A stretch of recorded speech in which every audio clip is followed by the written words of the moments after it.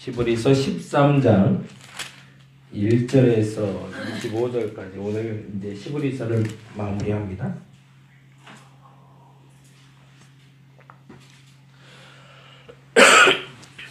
여기 근처에 사세요? 혹시? 네, 신창 아파트 사세요? 이사 오신 거예요? 아니면은 원래 사시는구나. 반갑습니다. 네. 청년처럼 보이는데 맞나요? 네. 결혼 안 하신 거죠? 네. 반갑습니다. 제가 성함을 물어보면 예의가 아닐까? 최영범. 네. 기도할게요. 네. 같이 읽겠습니다. 13장 1절에서 25절까지 같이 우리 한 목소리로 읽도록 하겠습니다. 형제 사랑하기를 계속하고 손님 대접하기를 잊지 말라. 이로써 부지 중에 천사들을 대접한 이들이 있었느니라. 너희도 함께 갇힌 것 같이 갇힌 자를 생각하고 너희도 몸을 가졌은즉 학대받은 자를 생각하라. 모든 사람은 결혼을 귀히 여기고 침소를 더럽히지 않게 하라.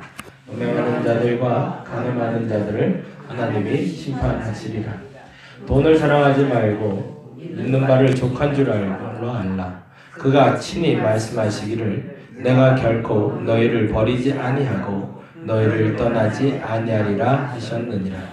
그러므로 우리가 담대히 말하되 주는 나를 돕는 이시니 내가 무서워하지 아니하겠노라. 사람이 내게 어찌하리요 하노라. 하나님의 말씀을 너희에게 알려주고 너희를 인도하던 자들을 생각하며 그들의 행실의 결말을 주의하여 보고 그들의 믿음을 본받으라. 예수 그리스도는 어제나 오늘이나 영원토록 동일하시니라. 여러 가지 다른 교훈에 끌리지 말라. 마음은 은혜로서 굳게 함이 아름답고 음식으로서 할 것이 아니니 음식으로 말미암아 행한 자는 유익을 얻지 못하였느니라.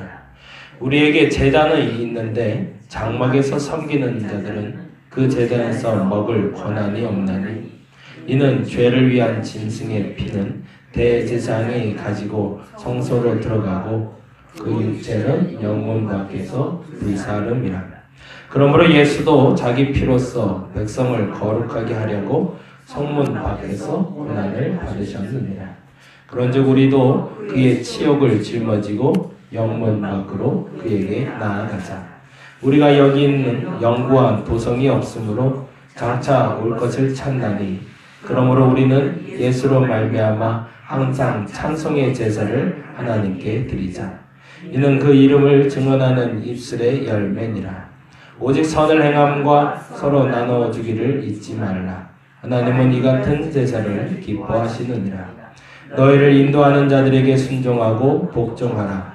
그들은 너희 영혼을 위하여 경성하기를 자신들이 청선할 자인 것 같이 하느니라.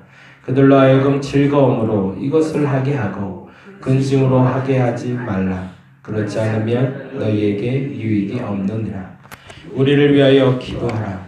우리가 모든 선하게 행하려 함으로 우리에게 선한 양심이 있는 줄을 확신하노니 내가 더 속히 너희에게 돌아가기 위하여 너희가 기도하기를 더욱 원하노라. 양들의 큰 목자이신 우리 주 예수를 영원한 언약의 피로 죽은 자 가운데서 이끌어내신 평강의 하나님이 모든 선한 일에 너희를 온전하게 하사 자기 뜻을 행하게 하시고 그 앞에 즐거운 것을 예수 그리스도로 말미암아 우리 가운데서 이루시기를 원하노라. 영광이 그에게 세세 무궁토록 있을지어다. 아멘. 형제들아, 내가 너희를 권하노니 권면의 말을 용납하라. 내가 간단히 너희에게 썼느니라. 우리 형제 디모데가 놓인 것을 너희가 알라. 그가 속히 오면 내가 그와 함께 가서 너희를 보리라. 너희를 인도하는 자들과 및 모든 성도들에게 문안하라. 이달리아에서 온 자들도 너희에게 문안하느니라. 은혜가 너희 모든 사람에게 있을지어다. 아멘. 오늘 이제 시브리서를 마감하는데요. 시브리서는 서신이라는 형태를 띠고 있지만 받는 사람이 사실은 없어요. 그래서 이게 사실은 서신으로 초기에 기록된 것이 아니라 이 시브리서는 사람들이 이제 말하기를 신앙 고백서라고 얘기합니다. 서신서를 볼 때마다 그 시대를 알아야 되는 가장 큰 이유가 있는데요. 이 시브리서가 적히던 그 시절에는 유대교와 그리고 그리스도교가 이제 확연하게 그 정체가 드러날 때입니다. 그 전까지만 해도 이제 유대교와 그리스도교에 대해서 이게 명확한 구별이 되질 않았어요.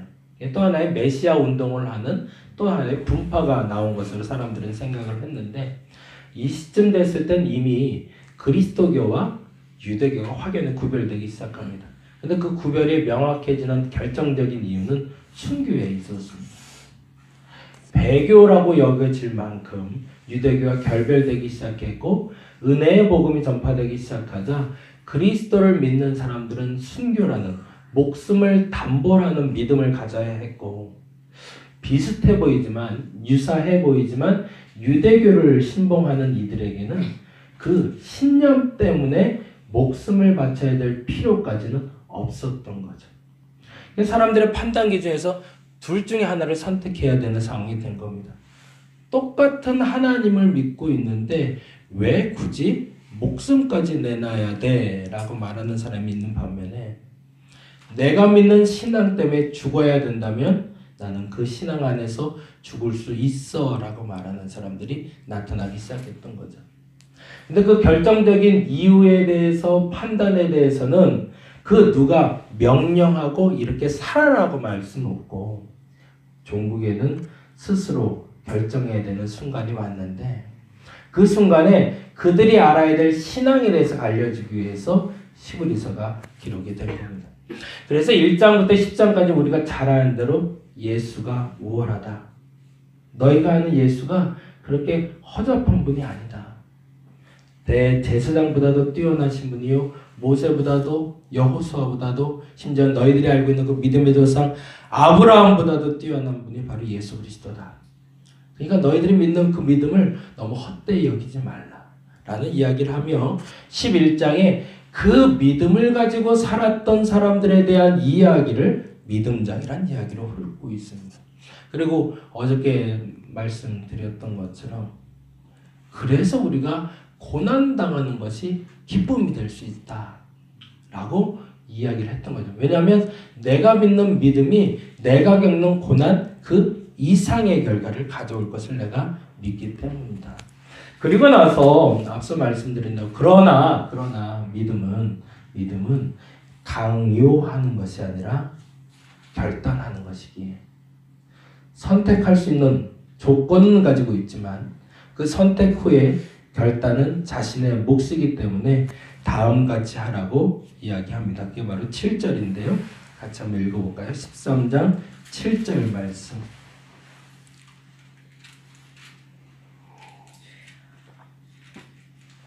같이 한번 읽어보겠습니다. 하나님의 말씀을 너희에게 알려주고 너희를 인도하던 자들을 생각하며 그들의 행실의 결말을 주의하여 보고 그들의 믿음을 본받으라 라고 되어 있습니다. 이게 전제가 되는 거죠. 저와 여러분이 1차적으로 이 반열에 이룰 수 있기를 간절히 바랍니다. 사람들이 결단할 수 있는 용기를 줘야 돼요. 예수 믿는 게 옳다. 예수 믿어 고난당하는 것도 옳다 라고 말할 수 있는 전제가 되는 사람들이 되어야 된다는 겁니다. 근데 그러기 위해서 필요한 게 있는데요. 하나님의 말씀을 가르쳐 준 사람, 그리고 또 하나 인도하던 사람, 그리고 마지막 행실의 결말을 믿음의 본으로 보일 수 있는 사람, 이 세 가지가 하나가 돼야 된다는 겁니다. 다시요. 거기다 동그라미를 해보세요. 하나님의 말씀을 알려주는 것, 우리를 인도하는 것, 그리고 그 행실의 결말이 믿음의 본이 되는 사람. 여러분 어디에 해당하시나요? 우리가 복음은 전합니다. 때로 우리에게 신앙의 질문을 가져오는 이들에게 신앙의 정답도 알려줍니다. 그 정답은 아주 단순합니다. 예수의 뒤를 따르라라는 거죠. 근데 중요한 건요, 이 첫 번째, 두 번째가 아니라 마지막 세 번째죠. 행실의 결말을 주의해보래요. 그렇게 말하고 그렇게 인도하고 그랬던 사람의 끝이었던 걸 봐라. 만일에 그 끝이 신앙의 끝이라면 그를 본받을 수 있지만 만일 그렇지 않다면 본받지 말라는 거죠. 그건 달리 말하면 이 시브리서를 기자가 나를 본받으라는 말을 통해서 이 말을 당당하게 할 수 있었던 거죠. 저와 여러분이 그렇게 될 수 있기를 간절히 바랍니다. 사람들은 말하기는 좋아합니다. 그리고 남을 가르치기는 좋아합니다. 근데 자기가 말한 대로 가르친 대로 살아내지를 못하고 있죠.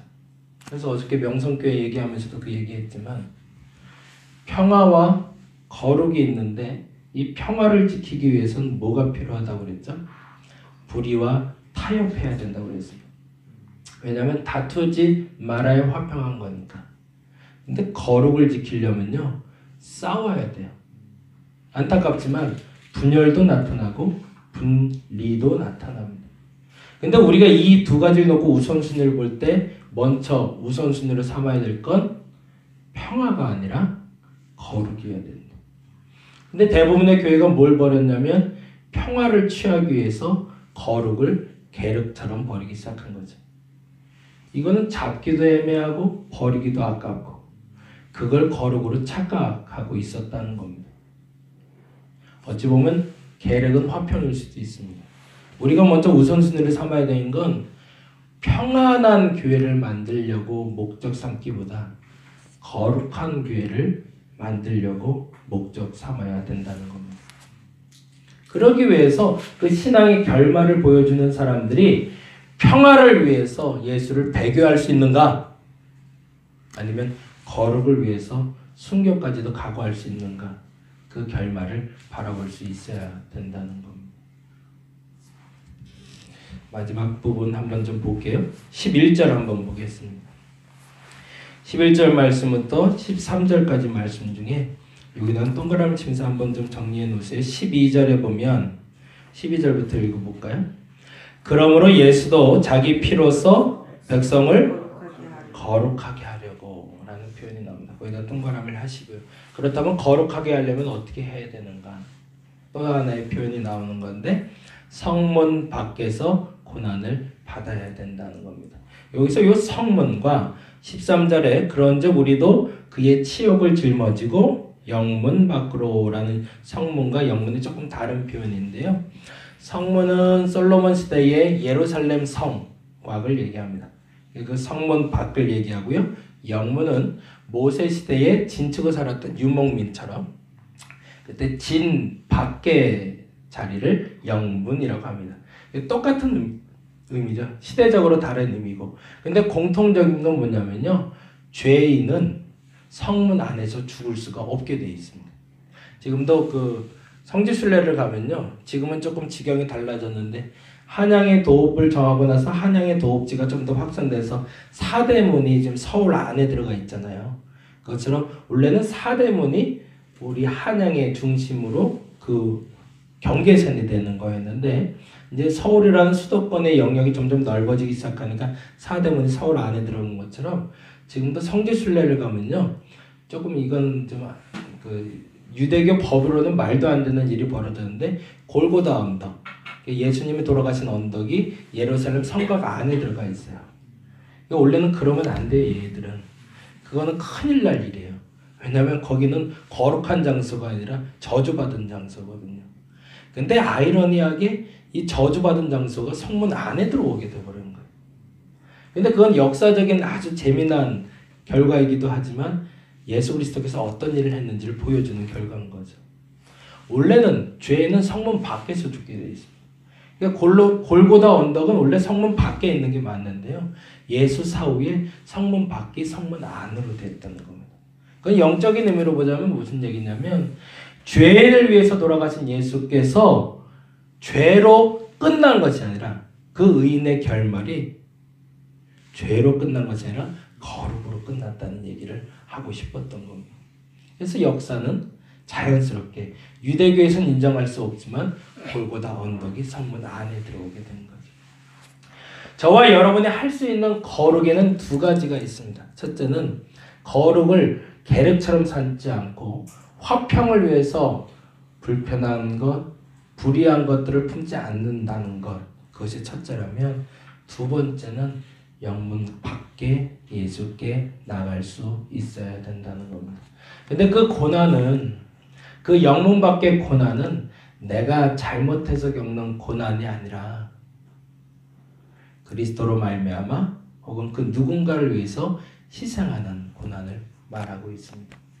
오늘은 이 두 가지를 놓고 같이 좀 기도했으면 좋겠습니다. 여러분 거룩했으면 좋겠습니다. 교회는 평안해야죠. 그러나 그 평안을 건강하게 지켜내기 위해서는 먼저 거룩해야 됩니다. 이 거룩을 지켜내기 위해서 여러분이 불의와 타협하는 어리석음이 없기를 간절히 바랍니다. 어느 순간 아닌 것은 아니라고 말할 수 있는 저와 여러분이 될 수 있기를 간절히 바랍니다. 제가 그런 교회 목사가 될 수 있도록 여러분 기도해 주시고 여러분이 그런 신앙생활 해주시기 바랍니다. 언제부터 누구나 올 수 있는 교회가 돼서 그 누구나 교회 윗자리가 가는 교회가 되기 때문에 교회가 불편해지고 욕먹는 교회가 되고 말았어요. 우리 그 거룩을 위해서 첫 번째, 불의와 타협하지 않는 저와 여러분 되기를 간절히 바랍니다. 또 하나 부탁드리는 건 영문 밖에 거하는 것이 기쁨을 아는 분들이 되기를 간절히 바랍니다. 어느 날부터 예수 축복에 대해서 이야기하며 그 예수 축복이 복되게 되고 돈 많아지고 건강해지는 걸로 착각되어 있는데 오늘 성경에서는 분명히 말합니다. 다음과 같이 이야기하고 있거든요. 볼까요? 13절부터 15절 읽고 마무리하겠습니다. 13절 15절 읽겠습니다. 그런즉 우리도 그의 치욕을 짊어지고 영문 밖으로 그에게 나아가자. 왜요? 거룩해지기 위해서. 그리고 14절에 다음과 같은 얘기합니다. 우리가 여기에는 영구한 도성이 없으므로 장차 올 것을 찾나니 15절 그러므로 우리는 예수로 말미암아 항상 찬송의 제사를 하나님께 드리자. 이는 그 이름을 증언하는 입술의 열매니라 라고 되어 있습니다. 진정한 기쁨은 어디에 있다? 진정한 찬송은 영문 안에 있는 것이 아니라 영문 밖에 있기 때문에 그리스도인들이 진정 기쁨을 얻기 위해서는 진정 만족을 얻기 위해서는 영문 안에서 누리는 것에 만족하며 사는 것이 아니라 영문 밖에서 고난 당할 수 있을 때 그때 비로소 진정한 찬미의 제사를 드릴 수 있다는 겁니다. 그 믿음의 사람들 되어주시길 바랍니다. 어려워야 합니다. 교회는 이제 어려워야 합니다. 그래야 바르게 설 수 있기 때문에 그렇습니다. 거룩을 지켜내는 건 그렇게 쉬운 일은 아닙니다. 그럼에도 불구하고 그 거룩한 교회가 돼서 그 거룩한 도성이 돼서 하나님의 백성들이 부끄럽지 않은 예배, 찬미의 예배를 드릴 수 있는 저와 여러분이 되기를 간절히 바랍니다. 기도하겠습니다. 세상이 공격할 수 있는 비밀을 저버리고 말았습니다. 우리는 거룩을 버리고 화평을 택했기 때문에 그렇습니다. 더 많은 기득권을 가진 사람과 열심히 함께 했습니다. 그래서 더 낮은 곳에 있는 사람들을 보지 못했습니다. 이제는 그 낮은 곳으로 영문 밖으로 나가길 원합니다. 우리가 거룩을 회복하기 위함입니다. 히브리서 기자는 그것을 우리에게 알려주고 있습니다. 거룩을 회복하라. 너희들이 겪고 있는 그 일에 고난을 기쁨으로 맞아들이라. 그 믿음의 고백이 우리의 고백이 되게 하여 주시옵소서. 거룩을 위해서 화평을 잠시 접게 하여 주옵소서. 불의에 당당하게 대항하게 하시고 아닌 것은 아니라 말할 수 있는 교회가 되게 하여 주옵소서. 그리고 그로 말미암아 당하는 고난에 기쁨으로 아멘하는 교회가 되게 하여 주옵소서. 그로 말미암아 그것이 기쁨의 제사가 될 줄로 믿기 때문입니다. 불의를 기뻐하지 아니하고 하나님의 의를 기뻐하는 이들이 되게 하여 주시옵소서. 감사합니다. 고마우신 예수님 이름으로 기도드렸습니다. 다 같이 기도하고 돌아가도록 하겠습니다.